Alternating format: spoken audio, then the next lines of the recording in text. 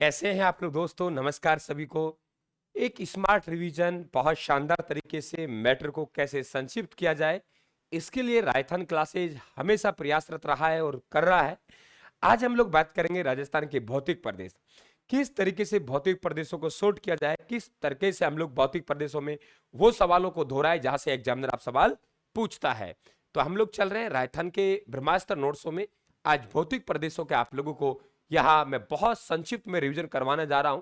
और एक जो कला हम लोग कैसे हम लोग लगा सकते हैं, किस तरीके से हम विद्यार्थियों को हौसला बुलंद कर सकते हैं, वो बातें हमने ये सेम डिक्टो राजस्थान के ब्रह्मास्त्र नोट्स है, ये आपके सामने चल रहे हैं।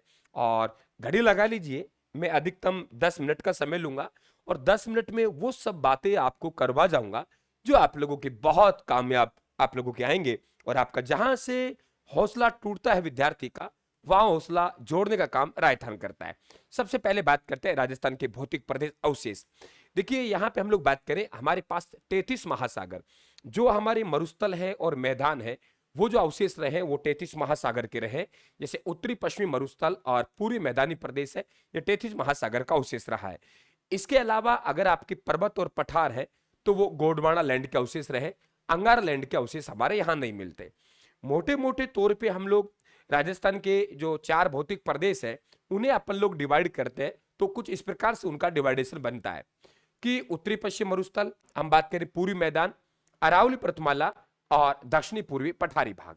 सबसे पहले हमने क्षेत्रफल वाला लिया है, जनसंख्या वाला लिया, अवशेष वाला लिया है। बनने का क्रम और ऊंचाई के आधार पर सबसे ऊंचा भौतिक प्रदेश कौन सा है, समुद्र सबसे नीचे कौन सा है, तो हम लोगों ने यहाँ पे 5 कॉलम बनाए। हम लोग बात करें उत्तरी पश्चिमी मरुस्थल, तो उत्तरी पश्चिमी मरुस्थल है वो 61.11% भूभाग फैला हुआ है। पूरी मैदान है वो 23% भूभाग फैला हुआ है।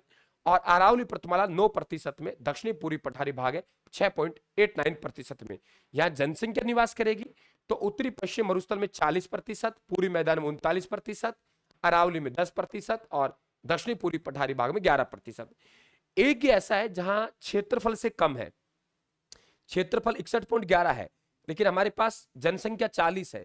बाकी सब में देखेंगे आप लोग जनसंख्या ज्यादा है और क्षेत्रफल कम है। यहां आप कंफ्यूज मत होना कहीं 10 यहां कर जाए, आजकल ऐसे ही सवाल डालता है। आप ध्यान रखना, क्षेत्रफल कम है, जनसंख्या तीनों में ही ज्यादा है, तो इसका मतलब 9 क्षेत्रफल है, जनसंख्या 10 है। अवशेष मैंने क्या कहा, मरुस्थल है तो 33 का, क्योंकि महासागर है, नदियां पानी लाएंगी, तलछट जमता जाएगा और वो समतल हो जाएगा एक दिन। तो आपका पूरी मैदान ये भी आपके किसी महासागर से बनेगा। अगर हमारे पास पर्वत है तो वो गोंडवाना लैंड का अवशेष है, पठार है तो गोंडवाना लैंड का अवशेष है। सबसे पहले हम जिस भौतिक प्रदेश की बात करें तो भौतिक प्रदेश हमारे अरावली बना था, दूसरे नंबर पठार बने, तीसरे मैदान पूरी मैदान। देखिए 33 महासागर हम लोग बात करें थार का मरुस्थल, तो थार का मरुस्थल अभी भी आगे बढ़ रहा है ना, इसलिए हम इसको सबसे नवीन कहा है, ये ध्यान रखें आप लोग। बनने क्रम अब ऊंचा, सबसे ऊंचा तो हमारे अरावली आएगा, दूसरे नंबर पर पठार आएंगे, तीसरे पे हमारे पास में कौन सा आएगा, पूरी मैदान, और सबसे समुद्र तल से नीचा रहा है वो उत्तरी पश्चिमी मरुस्थल है, ध्यान रखें आप लोग। इसके बाद डिवाइडेशन की बात करते हैं हम लोग। तो डिवाइडेशन में आगे बता रहा हूं आप लोगों को मानचित्र में, ये देखिए आप लोग, इसको छोड़िए मानचित्र में चलते हैं। हमारे पास डिवाइडेशन की बात करें तो देखिए ये देख पा रहे हो आप लोग कि हमारे पास में ये जो हमारे भौतिक प्रदेश बताए गए किसके द्वारा, हम लोग बात करें वीसी मिश्रा के द्वारा। वीसी मिश्रा के द्वारा 7 भौतिक प्रदेशों का जिक्र किया गया है, और कई बार पूछ लेता है इनमें से कौन सा नहीं है, कौन से इलाके में। तो आप देखिए यहां नहरी प्रदेश ये हो गया, एक नंबर पश्चिमी शुष्क प्रदेश, फिर अर्ध शुष्क प्रदेश, और ऊपर तरफ नाम दे दिया नहरी प्रदेश। फिर हमारा अरावली, पूर्वी कृषि औद्योगिक प्रदेश, चंबल भेड़ प्रदेश और दक्षिणी पूर्वी कृषि प्रदेश। ये वीसी मिश्रा के 7 आप लोगों के भौतिक प्रदेश डिवाइडेशन करता है, वो आप लोगों के आराम से आप लोग स्क्रीनशॉट ले सकते हैं यहां से। इसके अलावा हम लोग बात करें 4 भौतिक प्रदेश हमारा, देखिए यहाँ पे उत्तरी पश्चिम मरुस्थल हमारा ये हो गया, और इधर देखिए तो हम पूर्वी मैदानी प्रदेश हो गया, यहाँ पे दक्षिणी पूर्वी पठारी भाग हो गया, यहाँ पे हमारे पास मध्य अरावली हो गई। 25 सेंटीमीटर वर्षा रेखा थार के मरुस्थल 2 भागों में डिवाइड कर देती है। 10 सेंटीमीटर वर्षा रेखा थार के मरुस्थल की पश्चिमी सीमा, 40% की वर्षा रेखा थार के मरुस्थल की पूर्वी सीमा, और यहाँ पे 50 सेंटीमीटर वर्षा रेखा अरावली और थार के मरुस्थल के बीच में।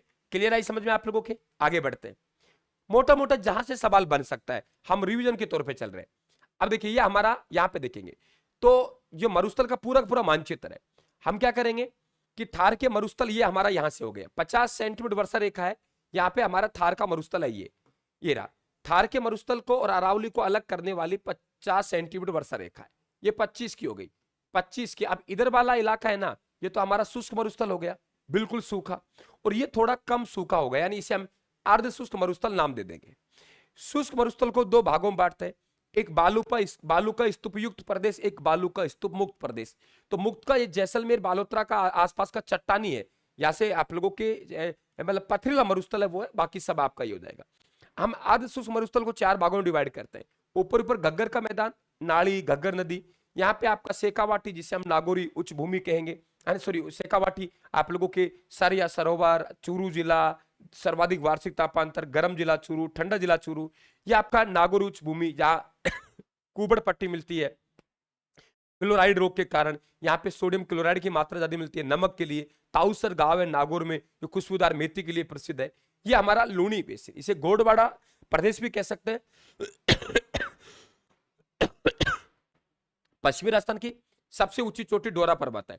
डोरा पर्वत 869 कहाँ है? जालोर में, ठीक है। पिपलूद यहाँ पड़ता है, जो आप लोग लघु माउंट कहते हैं। पश्चिमी राजस्थान सबसे ज्यादा वर्षा प्राप्त करने वाला इलाका है। नाकोड़ा का हम जानते हैं इस चीज को, राजस्थान में मेवानगर कहते हैं। फिर यहाँ पे 56 की पहाड़ियां है, राजस्थान में गोलाकार पहाड़ी है ना, तो गोलाकार पहाड़ियों को हम 56 की पहाड़ियां कहते हैं। सिवाना से मोकलसर तक फैली हुई है, 56 का मैदान इस इलाके में आएगा। ये हमारी अरावली है। अरावली को हम तीन भागों में डिवाइड करते हैं। एक यहाँ पे आप लोगों को देवगढ़ मिलेगा, एक आपको सांबर मिलेगा। खेतड़ी झुंझुनू से बाहर निकलती है, तो यहाँ पे सिरोही उदयपुर से लेके देवगढ़ राजसमंद तक ये दक्षिणी अरावली है। देवगढ़ राजसमंद से आप लोग सांबर की पहाड़ियों तक मध्यवर्ती अरावली है, और सांबर की पहाड़ियों से ऊपर चलेंगे तो आप लोगों का ये उत्तरी पूर्वी अरावली है। फिर हमारे पास पूरी मैदान, पूरी मैदान को चार भागों में बांटते हैं। हमारे पास यहाँ बाणगंगा बेसिन है, फिर हमारे बनास बेसिन है, चंबल बेसिन है और माही बेसिन है। इसी प्रकार दक्षिणी पूर्वी पठारी भाग को दो भागों में बांटते हैं, विंध्यचल पर्वतमाला, कगार भूमि और दक्कन का लावा पठार। इस तरीके से भौतिक प्रदेशों का हम डिवाइडेशन करते हैं। मैं मानता हूं कि आप लोगों को जो जहां हमें 100 मिनट लगते हैं वहां आपको मैं 5 मिनट में काम कर रहा हूं, यानी 5% का मैं आपका समय ले रहा हूं। तो स्वाभाविक सी बात है आप लोगों को यहाँ पे समय लगेगा, ये ध्यान रखें आप लोग। मतलब थोड़ा तेजी के साथ पढ़ा रहा हूं। ये ब्रह्मास्त्र नोट्स है, आप घर बैठे मंगवा सकते हैं। रायथान का बाजार में उपलब्ध है, कहीं से भी ले सकते हैं आप लोग, या रायथान क्लासेस के ऑनलाइन ऐप पे जाके आप लोग वहां से ऑर्डर कर सकते हैं। मरुस्थलीय प्रदेश का सामान्य परिचय, थार का मरुस्थल है, क्लियर। राज्य में विस्तार उत्तर पश्चिम क्षेत्र में है। 33 महासागर का अवशेष है। सबसे नवीन भौतिक प्रदेश क्योंकि अभी भी निर्माण हो रहा है। 61.11% भूभाग फैला हुआ है। 40% यहाँ जनसंख्या निवास करती है ना। इसके बाद देखेंगे हम लोग कि आपसे अक्षांशीय देशांतर विस्तार की बात कर सकता है। मैंने बहुत अच्छी तरीके से लिखा है ताकि कोई सवाल बाहर नहीं जाए। अगर थार के मरुस्थल की दक्षिणी सीमा की बात करें तो 25 डिग्री की उत्तरी अक्षांश रेखा, उत्तरी सीमा की 30 डिग्री 12 मिनट उत्तरी अक्षांश रेखा, पश्चिमी सीमा 69 डिग्री 30 पूर्वी देशांतर। हमारे इधर बात करें 75 डिग्री 45 पूर्वी देशांतर। यहाँ आप लोगों के गुजरात में, यहाँ पंजाब हरियाणा तक इसे यहाँ कहते हैं थली, दक्षिण में कहते हैं तली, और पाकिस्तान में इसे चोलिस्तान कहते हैं, और सहारा में कहते हैं ईग। ये भी आप लोग ध्यान रखेंगे। कुछ वर्षा सेंटीमीटर देखिए आप लोग, सीधा सवाल बन जाता है। मैं कई तथ्य नए बता रहा हूं कि आप लोगों से कहेगा पश्चिमी सीमा, तो पश्चिमी सीमा 10 सेंटीमीटर वर्षा रेखा बनाएगी। 40 सेंटीमीटर वर्षा रेखा पूर्वी सीमा बनाएगी। 25 की दो भागों में बांटेगी, और 50 आप लोगों के ये जल विभाजक रेखा कहते हैं। ये अरावली और थार के मरुस्थल दोनों को अलग करती है। राज्य की औसत वर्षा है 57-58 सेंटीमीटर है। देखिए आप लोग थार के मरुस्थल की चौड़ाई की बात करें ये देखिए चौड़ाई हमारे पास कितनी आ जाएगी 300 किमी, और हम बात करें लंबाई 640 किमी। दक्षिणी भाग सबसे कम ऊंचा है और उत्तरी पूर्वी भाग औसत ऊंचाई ज्यादा है। यानी थार के मरुस्थल का सबसे, अगर हम लोग बात करें कि नीचा भाग, तो नीचे का है, ध्यान रखें। ढाल की बात करें IGNP इंदिरा गांधी नहर परियोजना, ऊपर से नीचे आती है ना, तो उत्तर से दक्षिण, पूर्व से पश्चिम लूणी नदी इधर से निकलती इधर जाती है, इसका मतलब ढाल है तो ही तो है। तो आप IGNP को ध्यान रखेंगे और आप लूणी नदी के बहाव क्षेत्र ध्यान रखेंगे। आप उत्तर से दक्षिण तरफ ऐसे आएंगे, ऐसे आएंगे ना, ऐसे आएंगे, तो ध्यान रखें आप लोग इस प्रकार से आएंगे तो आपका ढाल उत्तर से दक्षिण हो गया, और इधर देखेंगे आप ढाल तो आप लोगों का पूर्व से पश्चिम हो गया। लूणी नदी को ध्यान रखेंगे आप लोग, ठीक है। मतलब पूरा आप लोगों को रिवीजन के तौर पे है सीरीज। यहां हो गया हमारे क्या क्या विशेषता है। रेगिस्तान का मार्च, मरुस्थल का आगे बढ़ना रेगिस्तान का मार्च कहलाता है। सर्वाधिक प्रभावित नाचना गांव है। विश्व का सबसे घना मरुस्थल है, युवा मरुस्थल है, और डॉक्टर ईश्वर प्रकाश ने जैव विविधता का इसे रुख क्षेत्र कहा है। बाटूडो का कुआं बालोतरा में रेगिस्तान का जल महल कहते हैं। समवे खुंडी गांव जैसलमेर पूर्णतः वनस्पति रहित गांव है। डेजर्ट सफारी आपको पता है सम गांव की है।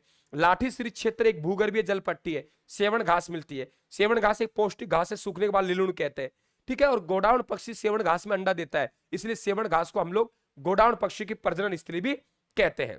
मतलब ज्यादा नहीं, हमारे नोट्स बहुत बेहतर बनाए, बहुत मेहनत के साथ बनाए। 50 सेंटीमीटर वर्षा रेखा 2 भागों में बांटती है। 25 की बात करें, मरुस्थल को 2 भागों में बांटती है। 10 सेंटीमीटर रेखा यहां से आएगी, ये गलत खींची हुई है अभी, यहां से आएगी, और 40 की यहां से आएगी। 40 सेंटीमीटर वर्षा रेखा पूर्वी सीमा बनाती है, 10 सेंटीमीटर रेखा आप लोगों को पश्चिमी सीमा बनाती है। 25 की 2 भागों में बांटती है। 50 थार के मरुस्थल और उसको अलग करती है ना, बिल्कुल मालूम होना चाहिए आप लोगों को। ये देखिए थार का मरुस्थल इन 17 जिलों में फैला, 16 जिलों में। अगर अरावली के हम लोग उत्तर में पूछेंगे तो आप लोग यहाँ पे सिरोही एंट्री कर देंगे। अरावली के इधर स्थित जिले कितने? 17, जबकि मरुस्थल कितने में? 16 में। अरावली क्योंकि सिरोही के इस दिशा में, अरावली के इस दिशा में सिरोही है, ये भी आप लोग ध्यान रखेंगे, ठीक है। तो आप लोगों को मालूम होना चाहिए कि जनसंख्या घनत्व आप लोगों को काफी मिलता है। भूकंप संभावित क्षेत्र अलवर, भरतपुर, झुंझुनू है। कुल क्षेत्रफल 2,38,254 है। राजस्थान में 62% है, ये ध्यान रखें। 38% पाकिस्तान में, ये भी मालूम होना चाहिए आप लोगों को, है ना। अब देखिए यहाँ पे आप लोगों को बात करेंगे कि जो अर्धचंद्राकार रेत के टीले हैं उन्हें बरखान कहते हैं, सबसे खतरनाक है, सबसे खतरनाक है। और पवन के समानांतर है उन्हें क्या कहेंगे? अनुदैर्घ्य कहेंगे। पवन के समकोण पर है उन्हें कहेंगे अनुप्रस्थ। अगर बालू रेत के अवरोध के कारण बना है उन्हें कहते हैं नेब का, है ना। महिलाओं के बालों की पिन की आकृति पूछेगा, पैराबोलिक, है ना। ये देखिए आप लोग इस तरीके से यहाँ स्तूप अनुप्रस्थ आपके सामने, है ना। अर्धचंद्राकार देख पा रहे हो आप लोग, तो ये बिल्कुल मालूम होना चाहिए। बहुत मेहनत करी हम लोगों ने कि आप लोगों के यहाँ देखिए इस तरीके से कि आपके बरखान बालू के स्तूप सबसे खतरनाक है। अगर सबसे ज्यादा नुकसानदायक और सबसे खतरनाक है तो ध्यान रखना बरखान है, ज्यादा रटने की आवश्यकता नहीं है कि साहब सबसे ज्यादा गतिशील, नुकसानदायक, सब में आप लोगों को बरखान ठोकना है ना। और ध्यान रखिए सर्वाधिक शेखावाटी जैसलमेर मिलते हैं। बरखान के बीच का जो मार्ग होता है उसे गारो कहते हैं, और बालू का स्तूपों के बीच जो गर्त बनता है उसे क्या कहते हैं? डांड कहते हैं। आपके 3 प्रकार के बालू के स्तूप देखिए। बालू के स्तूप बरखान कहां मिलेंगे? मैंने बॉक्स दे दिया, स्क्रीनशॉट लेना। अनुप्रस्थ कहां मिलेंगे? बीकानेर संभाग में। अनुदैर्घ्य कहां मिलेंगे? देख लिया आप लोग। उर्मी का छोटी छोटी लहरदार परतें हैं। वायु द्वारा निर्मित लवणीय झील है, उन्हें डांड कहते हैं। रान तट, रन या टाट आपके ध्यान रखिए छोटे गड्ढे, अगर बड़े हो गए तो पलाये बन गए, है ना। और बालू के स्तूप निम्न भूमि है उसे क्या कहते हैं? तली कहते हैं। बजादा पर्वतीय क्षेत्र जहां निम्न भूमि, जहां बरसात का पानी आके रुकता है। बालसान की चट्टानों से गिरा हुआ वह भाग जहां जल आके इकट्ठा होता है। इंसिलबर्ग ढाल नुमा खड़ी चट्टाने कहेंगे हम लोग, ये ध्यान रखें। पोखर मीठा जल का होता है। ओके बेटा, ये देखिए थार के मरुस्थल का अन्य नाम कि हम लोग ईर कहेंगे, ये गलती से आप लोगों के करेक्शन नहीं हुआ, ईर गई है। मरुस्थल से सहारा ईर गए बेटा, गलती से हुआ है। कोडम तुर्गिस्तान में कहते हैं, सिटर हम लीबिया मिस्र में कहते हैं, चोलिस्तान पाकिस्तान में कहते हैं। मरुस्थल का प्रवेश द्वार जोधपुर में है, मरुस्थल का केंद्र जोधपुर में है। मरुस्थल का हम कहेंगे कौन से, तो आप कहेंगे प्लेस्टोसीन काल का है कि आप लोगों के मरुस्थल की मुख्य नदी लूणी है। धोरे रेत के बड़े बालू को स्तूपों कहते हैं। दरियान हम लोग कहते हैं स्थानांतरित रेत के टीले। सबसे ऊंचा बालू की स्तूप होता है रे के स्तूप। लघु मरुस्थल कहते हैं थार के पूर्वी भाग से कच्छ के बीकानेर तक। पीवना जहरीला सरफ है। नकली स्थान, ये ध्यान रखें, मरुस्थल में हरियाली वाले क्षेत्र कहते हैं। खड़ीन जल संरक्षण की तकनीक है। खड़ीन एक खेती भी है, खड़ीन एक खेती भी ध्यान रखें। और खड़ीन खेती जैसलमेर के पालीवाल ब्राह्मणों के द्वारा शुरू की गई। ये इंसेलबर्ग है देखिए आप लोग, और ये लहरदार उर्मी का दिख पा रहे हैं आप लोग, है ना। तो देखिए आप लोग आराम से देखिए एक चीज को, तो यहां से आगे चले। अब देखिए आप लोग यहां बात करेंगे कि हमारे बनावट के आधार पर बालू का स्तूप, बनावट के आधार पर बालू का स्तूप। तो बनावट के आधार बालू के स्तूप हमारे 3 प्रकार के हैं। ईग है जो पूर्णतः रेतीला है, अम्बादा है पूर्णतः पथरीला है, यानी पथरीला मरुस्थल अम्बादा कहलाता है, रेतीला मरुस्थल ईग कहलाता है, और रेक ध्यान रखें मिश्रित मरुस्थल कहलाता है। तो बेटा एक पार्ट आप लोगों को दिया है मैंने, आगे एक पार्ट में पूरा नहीं हो पा रहा, लंबा वीडियो नहीं करूंगा, एक पार्ट आपको और मिलेगा जिसमें आप पूरी तरीके से आश्वस्त होकर इस मरुस्थल को पढ़ लेंगे। तो बिल्कुल चैनल को सब्सक्राइब कर लेना। अरावली मैंने दे दिया आप लोगों को, मरुस्थल का एक पार्ट और आएगा, यानी शानदार तरीके से 6-7 घंटे का रिवीजन। ये नोट्स हैं, आप लोग मंगवा सकते हैं अपने घर बैठे, शानदार कंटेंट आपके सामने है। तो थैंक यू आप सभी को, धन्यवाद, राम राम साहब। बने रहना बेटा, चैनल को सब्सक्राइब कर लेना आप लोग।